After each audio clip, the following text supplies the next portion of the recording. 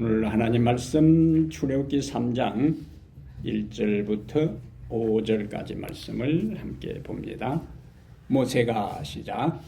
모세가 그의 장인 미디안 제사장 이드로의 양떼를 치더니 그 떼를 광야 서쪽으로 인도하여 하나님의 산 호렙에 이르매 여호와의 사자가 들기나무 가운데로부터 나오는 불꽃 안에서 그에게 나타나사니 그가 보니 들기나무에 불이 붙었으나 그 들기나무가 사라지지 아니하는지라. 이에 모세가 이르되 내가 돌이켜 가서 이 큰 광경을 보리라. 들기나무가 어찌하여 타지 아니하는고 하니 그때에 여호와께서 그가 보려고 돌이켜 오는 것을 보신지라. 하나님이 들기나무 가운데서 그를 불러 이르시되 모세야 모세야 하시매 그가 이르되 내가 여기 있나이다.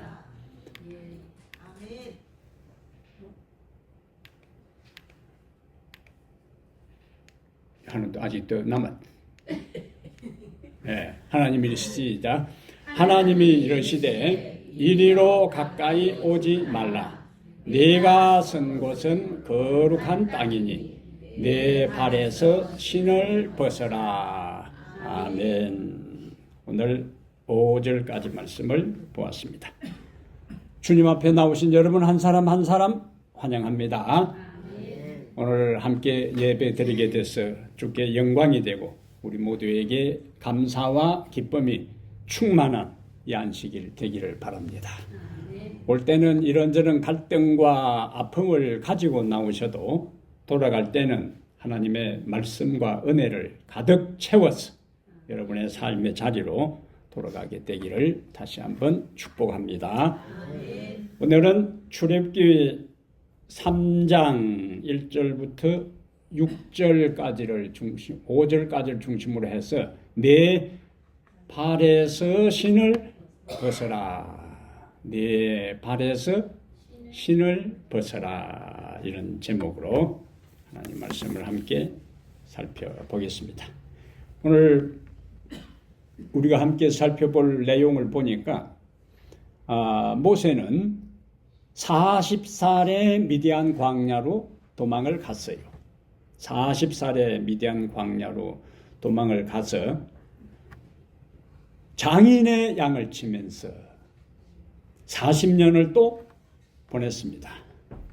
그런데 그러면 지금 이제 모세 나이가 몇 살이요? 80입니다. 이 80이 될 때에 하나님께서 모세에게 나타나셨어요.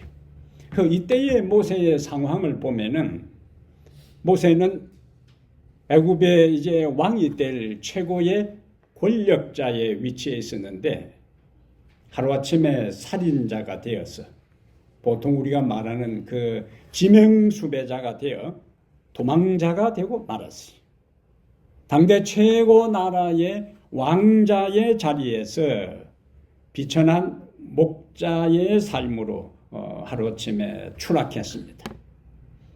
목자 생활을 40년 했어요. 그래서 우리가 금요일 날 살펴본 말씀하고 오늘 3장하고 간격이 얼마냐? 40년이요. 40년. 2장 마지막 부분하고 오늘 말씀까지 40년. 40년 동안 이제 광야에서 목자 생활을 했는데 아직도 경제적으로 독립을 하지 못했어요. 뭘 보면 알 수 있어요? 모세가 그의 장인 미디안 제사장 이드로의 양을 치더니 40년 목자 생활에도 아직도 경제적으로 독립하지 못하고 처가살이하고 있는 그러한 상태입니다. 나이 80이면은 모세가 시편 90편을 썼는데요. 시편은 다 다윗이 쓴 것이 아니고 여러 저자들 중에 다윗이 가장 많이 썼어요. 그런데 시편 90편에 인생의 연수가 70이요 강건하면 80이라도 그 연수의 자랑은 수고와 슬픔뿐이요 신속히 간다 날아간다 그랬는데 그 시편 90편을 쓴 사람이 누구냐? 모세요. 모세. 그 모세가 인생의 연수가 70이요 건강하면은 80이라고 했는데 이제 그 모세 나이가 80이 다 된 거예요.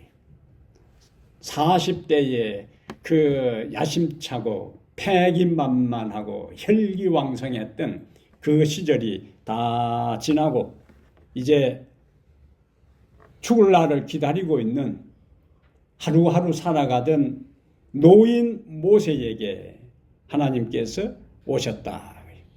그래서 오늘 보면 1절과 2절에 보면은 하나님께서 이와 같은 모세를 찾아오셨는데 80이 다 된 모세를 찾아오셔서 네 발에서 신을 벗으라고 말씀하신 이러한 하나님의 모습 속에서 오늘 이 시대를 살아가는 우리에게 하나님께서 어떤 기회를 주시는가 하는 것을 오늘 함께 살펴보겠습니다.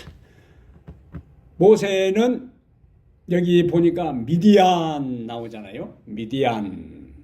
저 애굽에 있다가 미디안까지 도망와서 지금 이제 살고 있습니다. 이 미디안에 살고 있는데 모세가 살았던 당시의 환경이요. 우리가 사는 지역하고 저 동네를 비교하면은 뭐 비교할 수 없는 상황이에요.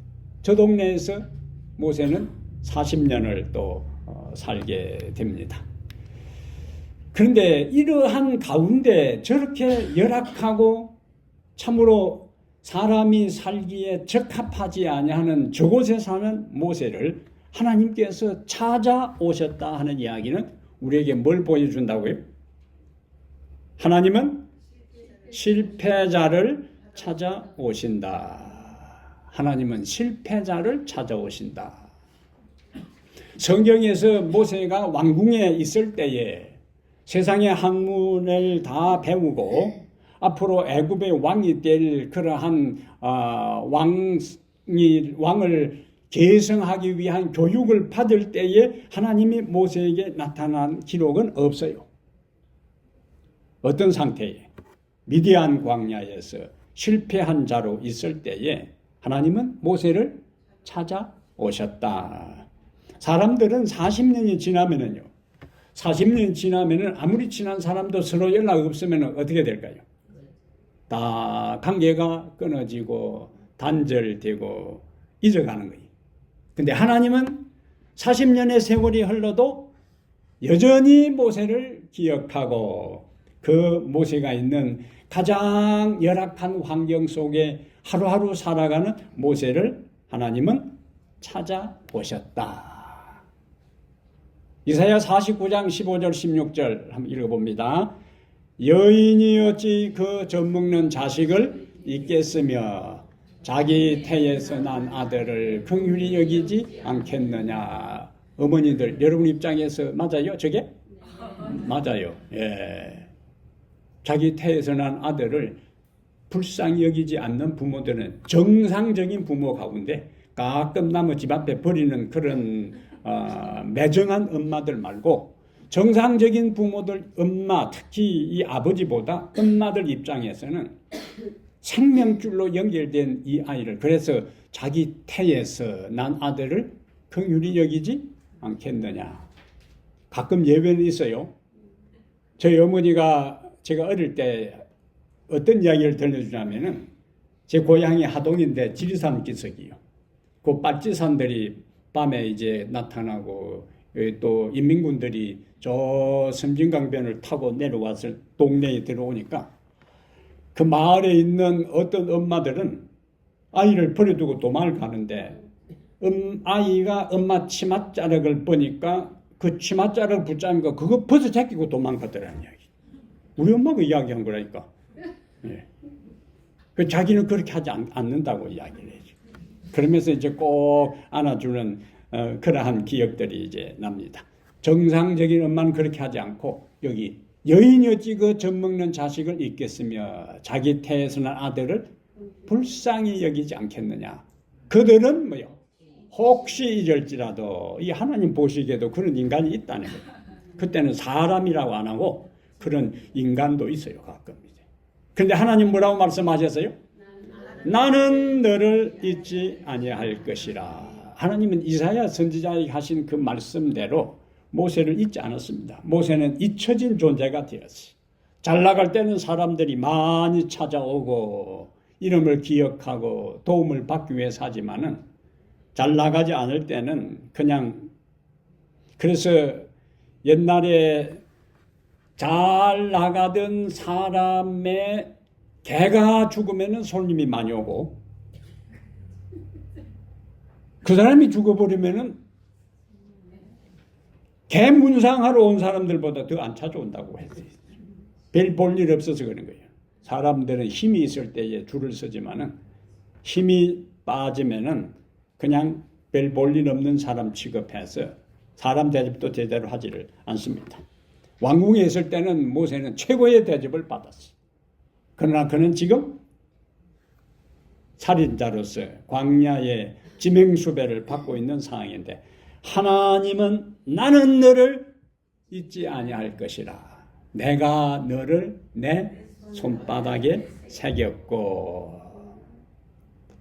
모세는 늘 하던 대로 40년 동안 하던 대로 자기 양떼가 아니라 1절에 보니까 장인의 양떼를 이끌고 호렙산으로 갔는데 여기 2절에 보면은 호렙산의 이름에 여호와의 사자가 떨기나무 가운데로부터 나오는 불꽃 안에서 그에게 나타나시니라.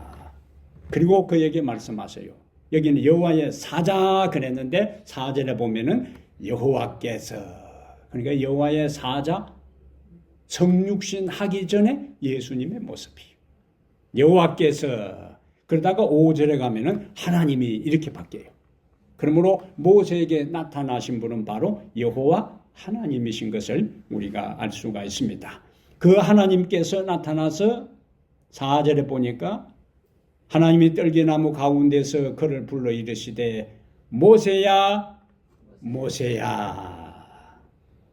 한 번 불렀으면은 내가 헛소리를 들었나 이렇게 될 수 있는데 반복해서 모세야 모세야.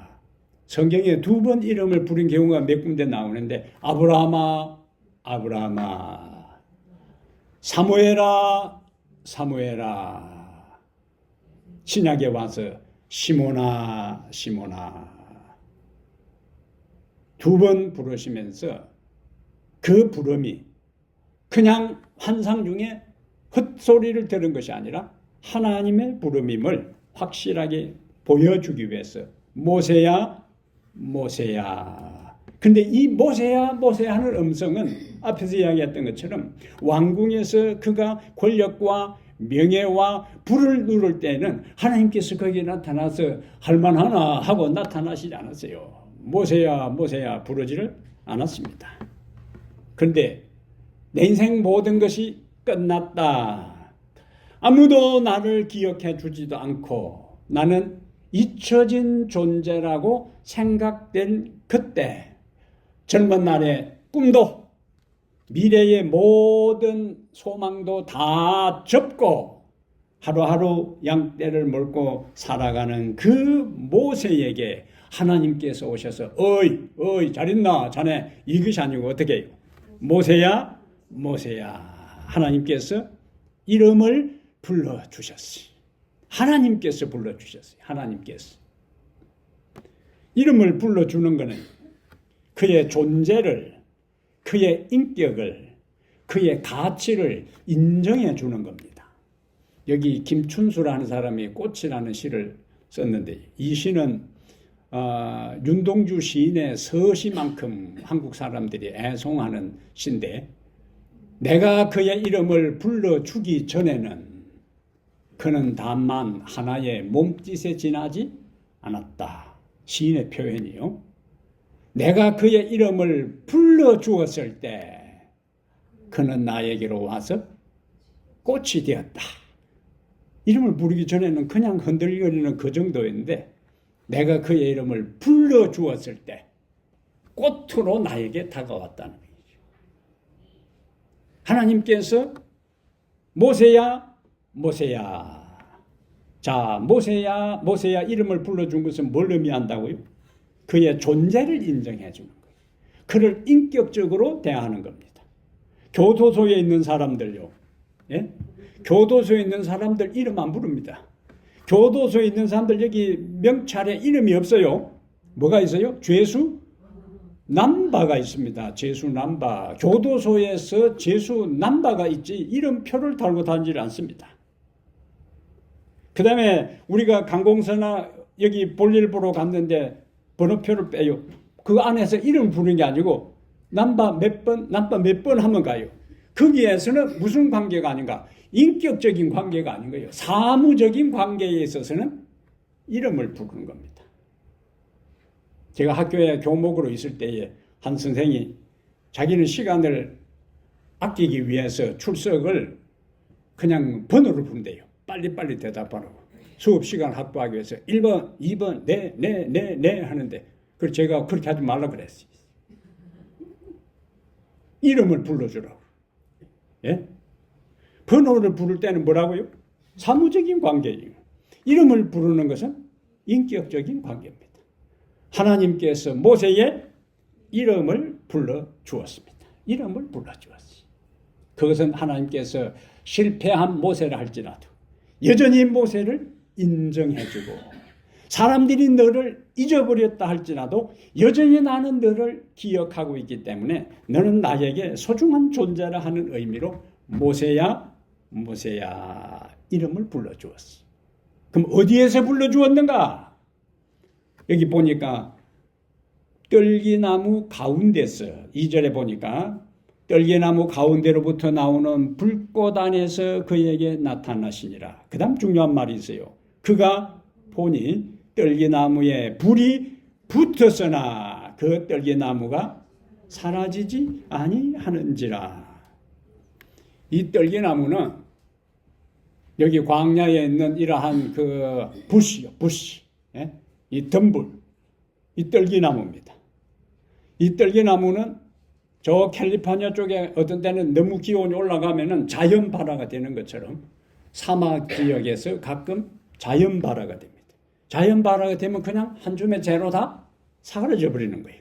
그런데 모세가 보니까 떨기나무에 불은 붙었는데 옛날 다른 지역에서 봤을 때는 그냥 가보면은 타다가 싹 사그러져 버렸는데 자기 앞에 나타나는 이 떨기나무의 불은 계속 타는데도 사라지지 않으니까 그에게로 갔는데, 이 불은 붙었으나 잿더미로 화하지 않는 이것은 첫째로 모세 인생을 상징하는 거예요. 두 번째는 이스라엘을 상징하는 거예요. 고난 중에 있어도 역사 무대에 사라져버릴 것처럼 보여도 우리가 앞에서 봤던 것처럼 이스라엘 백성들을 바로 왕이 완전히 씨를 말려버리기 위해서 여러 가지 방법으로 시도하잖아요. 불은 붙었어요. 고난이에요. 그러나 사라지지 않은 것처럼 모세의 인생의 고난의 연속이라 할지라도 떨기나무가 사라지지 않은 것처럼 너 인생도 사라지지 않을 것이고 너 백성도 없어지지 않을 것이라 하는 것을 하나님께서 떨기나무 불꽃 속에서 모세에게 나타나 말씀하신 것입니다. 그들 가운데 있다는 거예요. 너 인생에 내가 함께 있다는 거예요. 이스라엘 백성과 함께 있다는 거예요. 내 인생이 실패한 것처럼 보이고 너 백성이 고난 가운데서도 없어지지 않을 것이다. 모세를 찾아가셨던 그 주님은 오늘 우리를 찾아오십니다. 실패한 사람, 가정이 깨어진 사람, 희망이 보이지 않는 사람, 마음에 상처가 있고 병든 사람, 육체적으로 정신적으로 피곤해 찌들고 지쳐있는 사람에게 주님은 찾아오셔요. 젊은 날 이곳에 이민 올 때는 이런저런 꿈을 가지고 왔는데 세월이 흐르면서 보니까 그 꿈은 산산조각 나버리고 오늘 내 인생은 비참한 가운데 있다고 생각되는 그 사람에게 주님은 찾아오셔요. 떨기나무에 불이 붙었으나 없어지지 않은 것처럼 우리의 인생도 오늘 나의 지금의 상태로 끝나지 않을 것이다 하는 말씀입니다. 그것을 이사야 선지자는 이사야 42장 3절에서 상한 갈대를 꺾지 아니하시며, 상한 갈대를 꺾지 아니하시며, 그것은 밟아버릴 수도 있다는 거예요. 이미 꺾어진 거. 그러나 상한 갈대입니다. 상한 갈대요. 정상적인 갈대가 아니고 이미 상한 갈대요. 그런데 그 상한 갈대를 꺾지 아니하시고, 꺼져가는 등불을 끄지 아니하시고, 꺼져가는 등불 하면 끝나지만은, 예? 하나님은 우리의 인생에 꺼져가는 것처럼 보일 때에, 가늘가늘 할 때에 그 불을 풀어서 꺼버리는 것이 아니라 다시 뭐요? 불이 밝게 타오르도록 해주시는 분이 우리 하나님이세요. 제가 시골에 살 때에 중학교 2학년 때까지 종짓불 밑에서 공부를 했는데요. 종짓불 알아요? 등잔불, 요 조그마한 거? 네. 수준이 안 맞네. 말귀를 알아들어야지, 말귀를. 종짓불에 이제 석유를, 이 큰 대병에다가 석유를 해가지고 거기다가 기름을 붓는데, 기름이 떨어지면은 문종이로 만든 그 한지로 만든 심지가 가물가물하고 이제 끊어져요. 그러면은 뚜껑을 약간 제치고 거기다가 기름을 부어 넣으면은 어떻게 해요? 다 환하게 살아난단 말이에요. 이제. 꺼져가는 등불을 우리 하나님은 끄지 않으시는 분이라. 은혜의 기름을 우리에게 공급하시고, 생명의 은혜를 우리에게 공급하시고, 사랑의 은혜를 우리에게 공급하셔서 가물가물하다가 스치는 바람에도 그냥 꺼져가게 하지 아니하시고 다시 인생의 불을 밝힐 수 있도록 해주시는 분이 우리 하나님이시고, 그것을 위해서 누구를 찾아왔는가? 모세를 찾아왔어요. 모세의 인생. 모세를 찾아오신 우리 하나님은 오늘 우리도 찾아오시는 것입니다. 떨기나무 같은 보잘것없는 인생, 하찮은 인생이시라도 하나님은 우리를 다시 일으켜 세우시고 붙들어 주시고 새로 시작할 수 있는 은혜를 오늘 이곳에서 여러분 한 사람 한 사람에게 하나님께서 은혜 주시기를 축복합니다. 두 번째 오늘 본문은 삶의 모든 영역이 거룩하다. 하나님 모세에게 5절에서 말씀하셨어요. 성경 펴놓으시고 5절에서 하나님이 이르시되 뭐라고 말씀하시는가? 이리로 가까이 오지 말라. 네가 선 곳은 거룩한 땅이니 네 발에서 신을 벗어라. 네가 선 곳은 거룩한 땅이라 그랬어. 네 거룩한 땅이 어디인가? 모세가 그때 서 있었던 호렙산이 거룩한 지점인가? 이스라엘을 여행하는 이제 그 여행자를 모을 때에 뭐라고 하냐면 성지순례 간다고 해요. 성지순례. 그러면 이스라엘 성경의 배경이 되는 여러 지역이 뭐예요? 거룩한 땅이라 그래서 성지순례 갔다 왔다 그러고, 성지순례 갈 사람 여기 모여라. 이스라엘이 거룩한 땅인가? 이슬람 사람들은요, 메카 우리가 메카 이야기 하잖아요. 사우디아라비아에 있는 그 메카를 중요하게 생각합니다. 이슬람 교도들의 5개 의무가 있는데 그 중에 한 가지가 평생에 한 번은 메카를 순례 여행을 해야 돼요. 순례 여행을 해야 되는데 여기 모인 사람들이라 이제 요 하나하나가 뭐예요? 엄청나잖아요. 저 사람들이 평생에 한 번은 메카에 순례 여행을 해야 하늘에 들어갈 수 있어요. 안 가면은 끝이요. 그래서 저곳에 가기 위해서 여기에 저 넓은 데다가 이게 다 텐트라, 텐트. 이곳에 이제 텐트, 이 수만 개의 텐트를 쳐놓고 여기 있다가 그곳으로 이제 가는 거예요. 왜? 그 메카가 어디라고요? 거룩한 성지라. 그곳에 한번 가야 천국에 가지. 평생 한 번도 못 가면은 아예 탈락이에요. 근데 코란경에 왜 메카, 이슬람 내려오는 전성에 왜 메카가 성지인가? 성경하고 유사하게 이야기를 만들어 놨습니다. 우리가 창세기 16장에 아브라함의 첩 하갈이 알을 놓고 너무 교만하게 금방을 떨다가 쫓겨나잖아요. 이제 이스마엘하고 쫓겨나. 그래서 물이 다 떨어졌을 때에 양쪽에 마주보고 통곡을 하는데 하나님 마음을 짠하게 만든 거죠. 그냥 그것도 같이 앉아서 목이 말라 운 게 아니고 멀리 서로 마주 보면서 무럽다고 통곡하니까 하나님께서 하늘에서 마음이 아파가지고 그냥 눈을 밝혀주니까 그곳에 우물에서 이제 그 물을 보고 그들이 그곳에서 살게 됐는데, 이슬람 전성에 의하면은 하갈과 이스마엘이 하나님께서 눈을 밝게 해서 우물물이 솟아난 그곳에 살았다. 그 아브라함이 이 사람들이 가서 어떻게 사나 하고 한번 이제 둘러보러 왔는데 그곳에 정착해서 사니까 아브라함도 돌아가지도 않고 그냥 하갈하고 산 거야.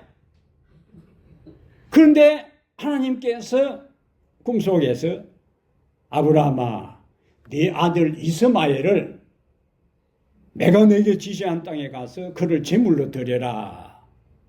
그래서 아브라함이 이스마엘을 데리고 제물을 드리기 위해서 갔는데 똑같이 이삭 이야기처럼 하나님께서 됐다. 오케이, that's okay. 그 동네가 어디냐? 메카라고요, 메카.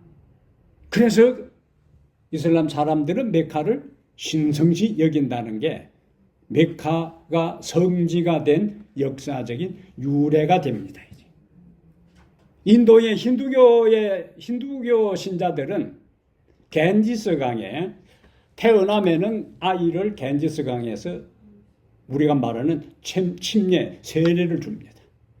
그리고 특별 축제일이 되면은 종교 축제일이 되면은 그곳에 가서 수많은 사람들이 그 꾸중물통에 가서 흙탕물에 가서 목욕을 하는 거예요.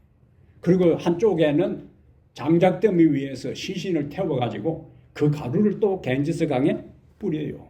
갠지스 강은 거룩한 곳이기 때문에 그곳에서 어릴 때 세례를 주고 중간에 한 번씩 찾아서 모욕을 하면은 원죄에서 시첨을 받고 윤회에서 벗어나 구원받는다고 믿기 때문에 그곳을 찾는 거예요. 그 사람들에게는 갠지스 강이 뭐예요? 성지고 이슬람 사람들에게는 메카가 성지고. 근데 하나님은 오늘 모세에게 네가 선 곳은, 여기 중요합니다. 네가 선 곳은 거룩한 곳이다. 그러면 모세가 자기 양을 이끌고 호렙산 기슭에 오기 전까지는 거룩한 곳이 아니었어요.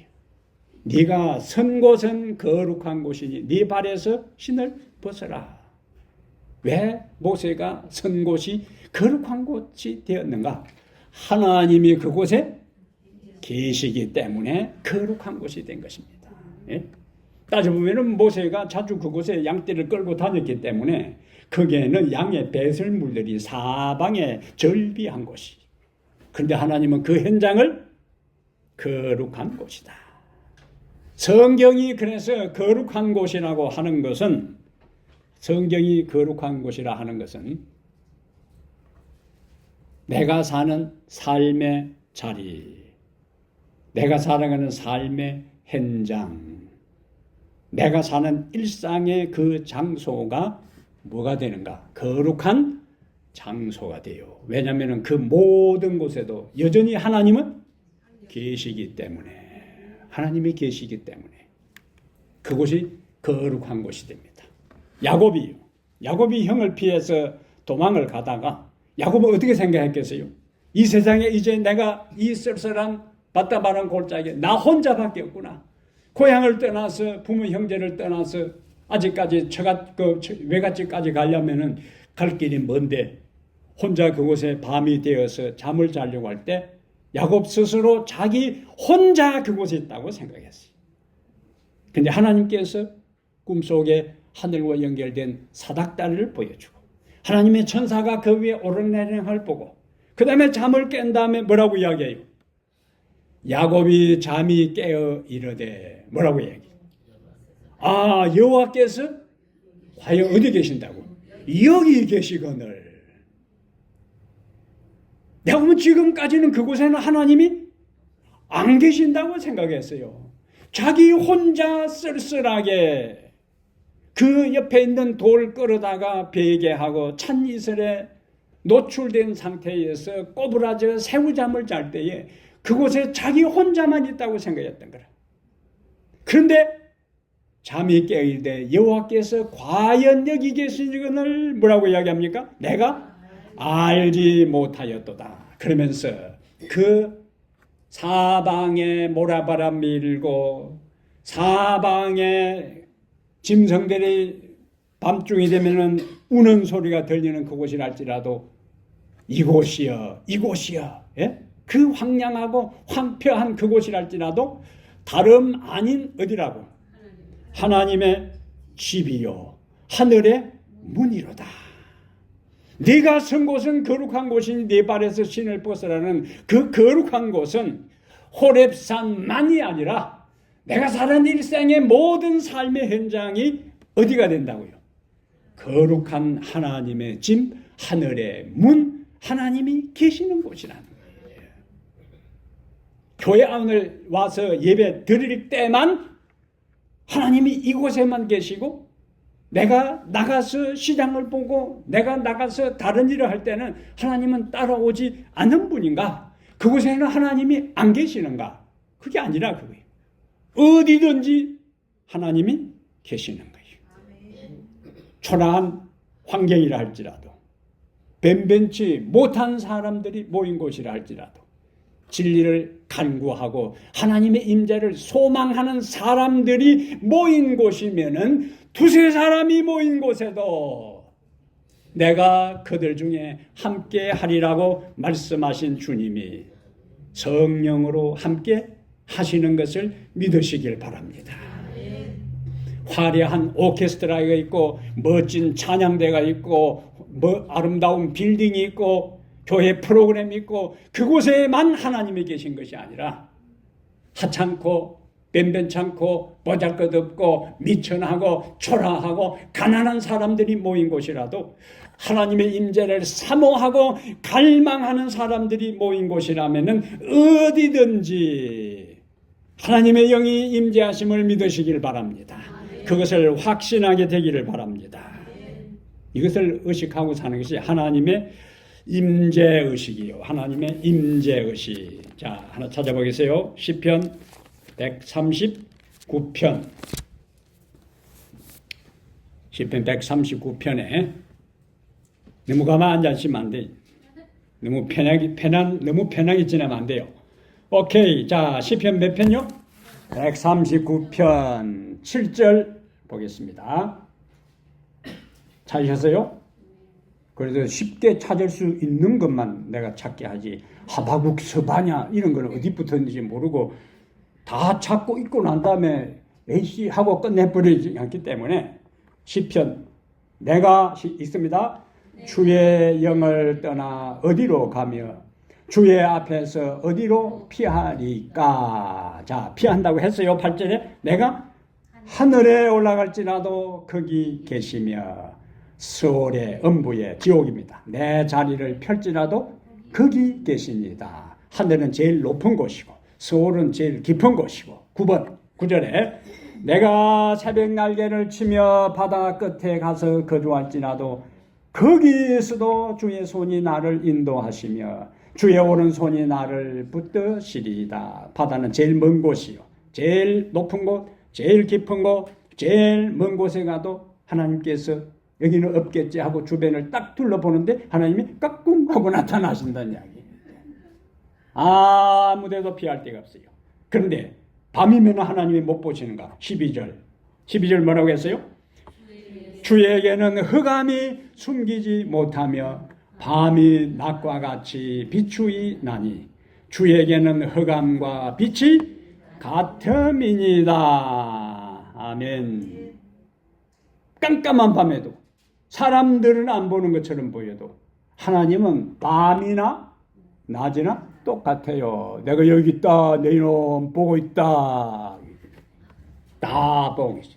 죄인들에게는 빗나가는 사람들에게는 하나님이 보고 계신다는 게 부담스러워요. 하나님 좀 눈 좀 감아주세요. 요 순간에는 못 본 채 해주세요.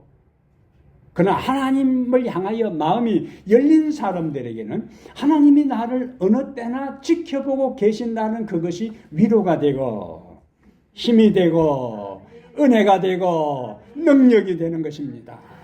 그래서 하나님 앞에 내 삶이 다 노출되고 하나님이 나의 말하는 것, 나의 행동, 나의 모든 일거수일투족을 보고 계신다는 것을 알고 내 삶의 자리가 거룩한 자리가 되도록 그렇게 살아가게 되기를 바랍니다. 예? 일상의 삶의 자리에 하나님이 계셔요. 보고 계셔요. 듣고 계셔요. CCTV, 인간도 사방에다가 CCTV를 만들어 놓고 뒤다보고 있는데, 예? 한국에는 중국 사방에 CCTV 달아놔가지고 뭐 째깍 잡혀. 그 서울의 CCTV 그 본부에는 막 큰 벽에 지역에 있어서 그걸 여러 명이 앉아서 그 뒤다보고 있는 거예요. 사람들도 그렇게 뒤다보고 있는데 하나님은 우리를 다 보고 계셔요. 예? 하나님이 못 보는 데가 없습니다. 밤이든 동굴 속이든 어디든 시장통이든 상관없이. 그래서 함부로 살면 안 돼요. 함부로 말하면 안 돼요. 함부로 행동하면 안 돼요. 하나님이 다 듣고 보고 알고 계시는 것입니다. 하나님 임재의식으로 살아가게 되기를 축복합니다. 자, 다시 이제 출애굽기 3장으로 가서 세 번째 하나님은 우리에게 하나님 앞에 자신을 굴복시켜라. 여기 5절에 보면 하나님이 이르시되 이리로 가까이 오지 말라. 네가 선 곳은 거룩한 땅이니 네 발에서 신을 벗어라. 신은요, 그 우리가 사진에서 보는 그림에서 중동 사람들이 신고 다니는 샌들입니다. 샌들. 예? 그것을 벗으라는 거예요. 그런데 목자에게 있어서 이것은 굉장히 중요한 물품입니다. 그 사막에 거친 데서 그 땅바닥이 얼마나 뜨거워요. 그 다음에 중간중간에 가시가 있어요. 날카롭고 거친 돌들이 있습니다. 그것으로부터 자기 발을 보호하는 데 있어서 필수품이, 제가 허필수 이름 참 엄마가 잘 됐어요. 선필수. 예. 필수품이요, 필수품. 목자에게 있어서 이거는 굉장히 중요한 필수품인데 하나님은 뭐라고요? 벗어라. 그럼 왜 신을 벗는다는 건 뭘 의미할까? 몇 가지 정리를 하겠습니다. 신을 벗는 것은 하나님 앞에서 자신은 아무것도 아닌 존재라고 고백하는 거예요. 자기의 모든 권리를 다 내려놓는 거예요. 모세 당시에 노예 종들은 신을 신지 않았습니다. 일반 사람 평민들은 신을 신지만은 신은 신분에 대한 상징이었어요. 노예는 신발을 신지 못했어요. 하나님께서 모세에게 네 발에서 신을 벗어라 하는 이야기는 너는 지금까지는 내 인생의 주인을 너 스스로 생각하고 네 삶을 살았지만은 오늘 내 앞에 신을 벗음으로 인해서 너는 나의 종이 되어야 된다. 종은 자신의 의지가 없어요. 주인이 원하는 대로, 주인이 명하는 대로 움직이는 것이 누구라고요? 종이요. 그래서 하나님 앞에 신발을 벗은 모세, 그 이후에 신명기 34장 5절에 보면은 하나님의 종 모세 이렇게 나와요.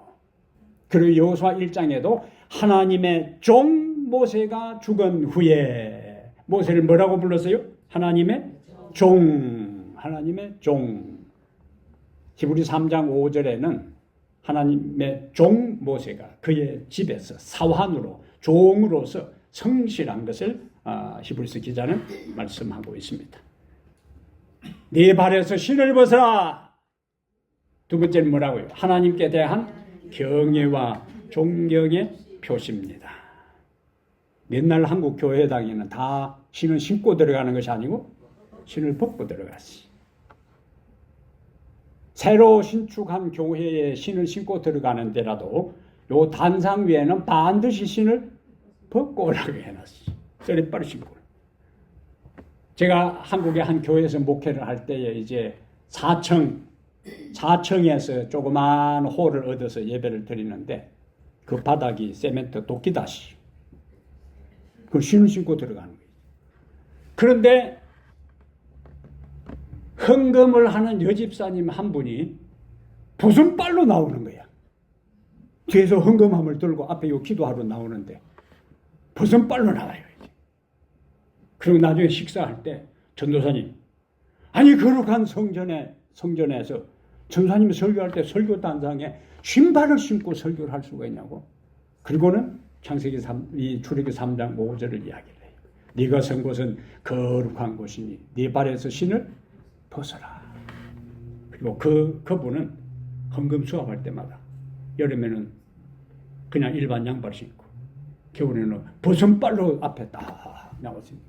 왜? 자기 입장에서는 뭐 교회는 거룩한 곳이기 때문에 신을 신고 있으면 안 돼. 여기에는 문화적인 것까지를 우리가 성경을 이해할 때 고려하고 생각해야 되는 거예요. 그러면 미국 사람들은 이거는 뭐 다 무엄하고 무례하고 버장머리 없고 건방진 사람들 아니에요. 교회 안에 다 신 신고 다니니까. 유대 사회에서 신을 벗는 것은 존경과 경외의 표시다. 그럼 우리의 마음가짐을 그렇게 하라는 이야기죠. 신발을 벗는 것은 과거의 삶을 정리하고 새로운 미래로 나가는 것을 의미합니다. 모세가 신었던 신발, 살인자의 신발이었어요. 모세가 신었던 신발, 도망자의 신발이었어요. 모세가 신었던 신발, 실패와 동족의 배반으로 상처로 얼룩진 아픔의 신발이었어요. 그는 과거에 대한 후회, 현실에 대한 절망, 미래에 대한 불안함 속에서 하루하루 살아갔는데 네 발에서 신을 벗어라 하는 이야기는 네 발에서 신을 벗어라는 이야기는 그 모든 것에서 이제 뭐 하라고요? 벗어나라 하는 이야기요. 벗어나라. 그 모든 것에서 이제 벗어나라 하는 말씀이 네 발에서 신을 벗어라. 이사야 43장 18절 19절에 너희는 이전 일을 기억하지 말며 옛날 일을 생각하지 말라. 보라 내가 새 일을 행하리니 이제 나타낼 것이라. 벗어나라는 거예요. 오늘 우리가 벗어야 할 신들이 많이 있습니다. 교만의 신, 원망과 불평의 신, 불순종의 신, 위선의 신, 탐욕의 신, 미움의 신을 다 벗어 버리시기를 바랍니다. 그래서 너희는 유혹의 욕심을 따라 썩어져가는 구습을 쫓는 옛사람을 벗어버리고 모든 무거운 것과 얽매기 쉬운 죄를 벗어버리고 새로운 미래를 향하여 하나님께서 약속하신 미래를 향하여 소망을 가지고 이전의 모든 것을 청산하고 새롭게 전진해 나가게 되기를 바랍니다. 우리 하나님은 실패한 인생, 좌절한 인생을 찾아오세요. 그리고 이름을 불러주시고 용기를 주십니다.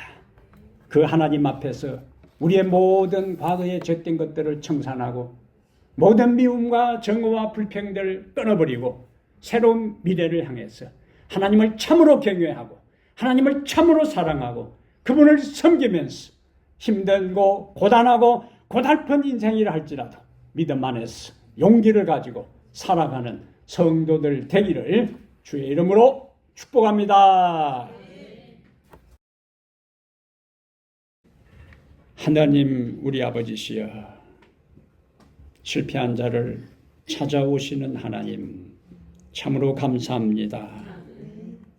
사람들에게 잊혀진 존재, 별 볼 일 없는 존재로 스스로 가치를 망각하고 자신감을 상실하고 살아가던 우리들을 여전히 기억하시며 우리의 이름을 부르시며 찾아오셔서 용기를 주시고 위로를 주시고 희망을 주시고 생명을 주시는 우리 하나님 참으로 감사합니다.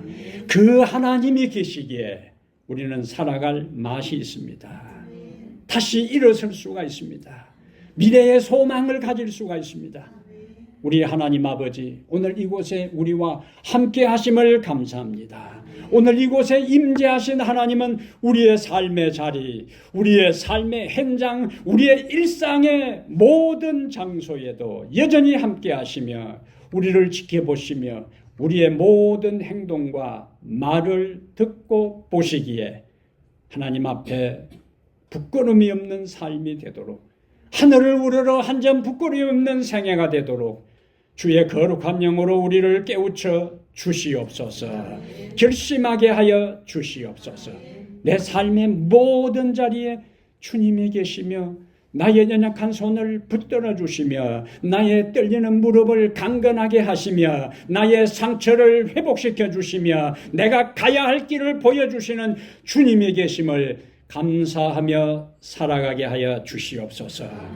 오늘 우리에게 주신 은혜를 가슴에 품고 살아갑니다. 오늘 우리에게 주신 임재의 약속을 붙잡고 나아갑니다.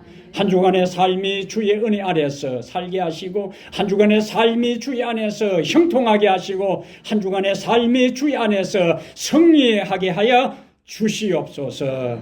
이제는 우리 주 예수 그리스도의 은혜와 하나님 아버지의 무한하신 사랑과 성령의 감화감동 내주 충만한 역사가 우리를 찾아오셔서 위로하시고 이름을 불러주시는 우리 하나님의 은혜 가운데 우리 모두가 살게 도와주시옵기를 우리 주 예수 그리스도 이름으로 간절히 축복합니다. 아멘.